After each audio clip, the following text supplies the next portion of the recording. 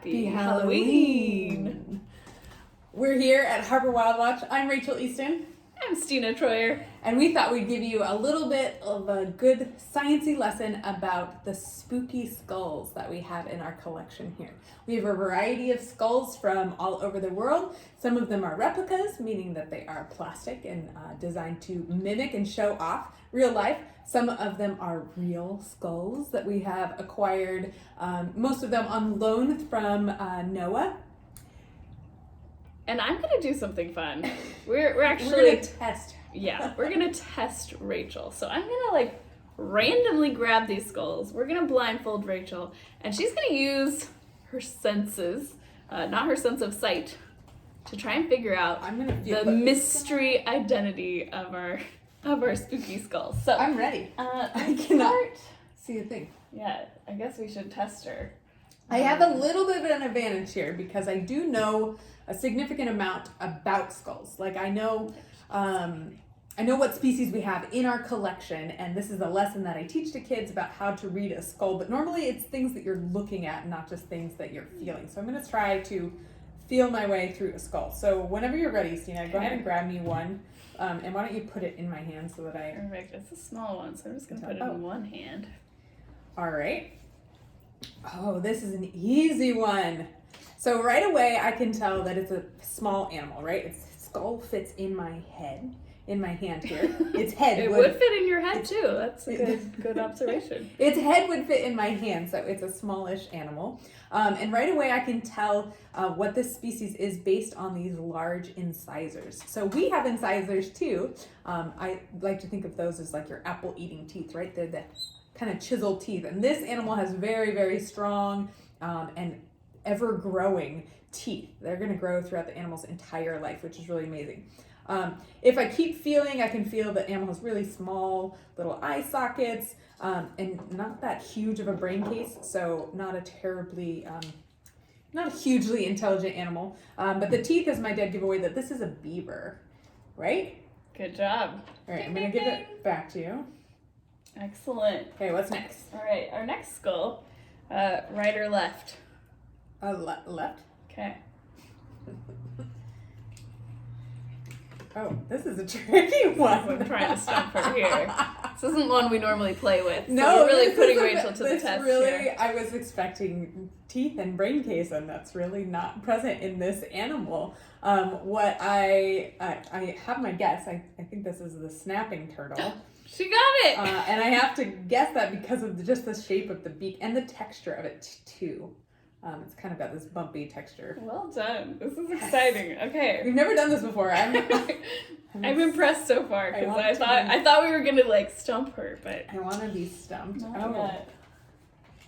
Oh, I know what this is already. How? Okay, well, I can feel the teeth. And the teeth are peg-like teeth. They're all am I showing this to the camera right? You are, yes, you're good. If I need to move. I'm trying to find skulls back here to stump you, but yes, you're doing a great job. Okay, so these are triangular teeth, which tell me this is a fish-eating mammal. So it's eating very slippery foods, and so having those teeth is really important. It also has a set of canine teeth right here. An okay-sized nose hole or nasal passage, so it does have a sense of smell. Kind of an elongated skull with a little bit of a crest on the top. I'm going to guess that this is this has got to be the sea lion or a harbor seal. I don't know if I can tell the difference between the two. I would guess female sea lion. That's my guess for this one. Not actually entirely. I think it is a sea lion. I'm going to peek into it. Yeah, this is a female sea lion. Nicely done. Okay, but give me another one because this is fun. Yeah, I'm just gonna keep going. This is fun for me. Hold on, I can see. Hold on. Okay, I can't have that one anymore. Well, I didn't see you. I could just see. I could see my cheekbones. Perfect. Okay. I think this one's gonna be easy for her. This is an easy one based on the teeth alone. So I picked up the skull and I feel these teeth. These are herbivore teeth. They grow continuously, so this is an animal that's going to be eating tough foods like grasses and leaves and shrubs and bark and that sort of thing. It has really big eyes, so really large, what is it called? Orbitals. Rings. Really big orbital. Big, just eye hole. Yeah. And so that tells me that this is an animal that's active at night and is a prey species. So I'm going to say that this is a deer. Yes, it's prey. I thought, what? They're active at night? Yeah. Well, they have to watch out for cougars at night. Okay, cool. I mean, they're active. They don't sleep much. Oh dear. Most prey. Oh dear. Let's try another one. Most prey don't sleep much. I know horses only sleep like 4 hours. Okay, I think this is going to be an actually hard one. Okay. So far, I've been pretty impressed. Not hard at all, Sina. Man, Rachel's just really good. I do know these. If you were to give me like other skulls of different one species that we don't know. that I don't know, I would be able to say. So this is a sea otter, and here's how I know. Immediately, the first thing I felt was this right here. This is called the sagittal crest, and it is a place for muscle attachment.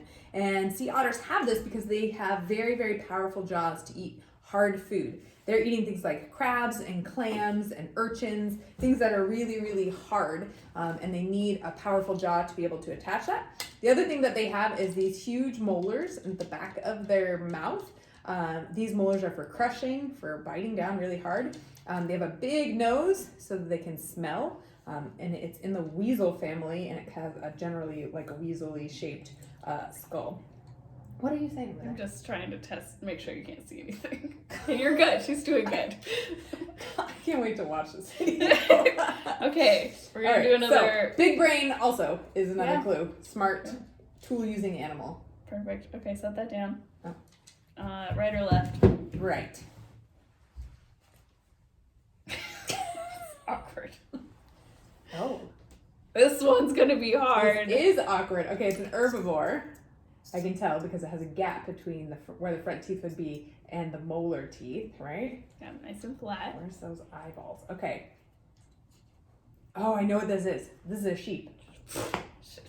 It's a sheep. Okay, so the reason I know this is we only have a few of these types of herbivores in our collection, and we have a zebra and a camel that would fit this description, and this is much smaller They're too than big a zebra for me to reach. or a camel, and they're like way up there and gigantic. And so I can tell it's a sheep. They also have really, really big eyes that are pointed just straight out to the sides. So this is an animal that's really alert and watching out for, mountain lions and stuff. Eyes in front, likes to hunt. Yes. Eyes on the side, likes to hide. This one likes to hide. It also has a pretty reinforced skull as well. So this flat part right here is headbutt. Ramming. Brilliant. All right. Okay, we're gonna do one more. Right. Last skull. Okay, here it is, folks. Can she get it? Oh, I know what this is. This is a bird skull, and one I can tell because it's got a beak and no teeth, right? And it's long and very, very pointy, which is pretty much an indicator of a fish catching beak.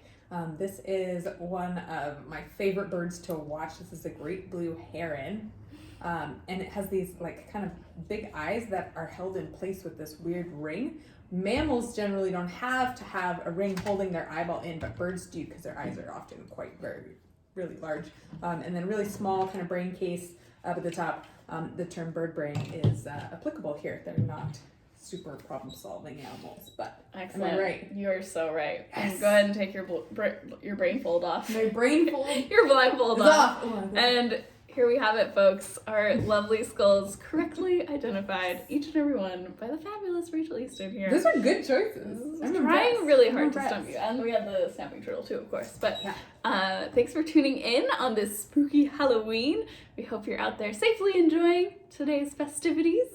And I don't know, anything else, Rachel? Learn, have fun. If you enjoyed these videos from Herbivore Watch, if you want us to help continue to bring fun and engaging environmental content, always you can make a donation to through our website. So herbivorewildwatch.org is where to make that donation. And you, of course, if you're not able to make a financial contribution, you're welcome to just share and like and spread the word about Herbivore Wild Watch.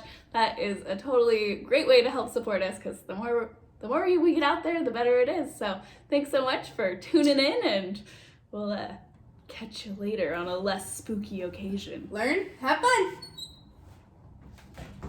Wow.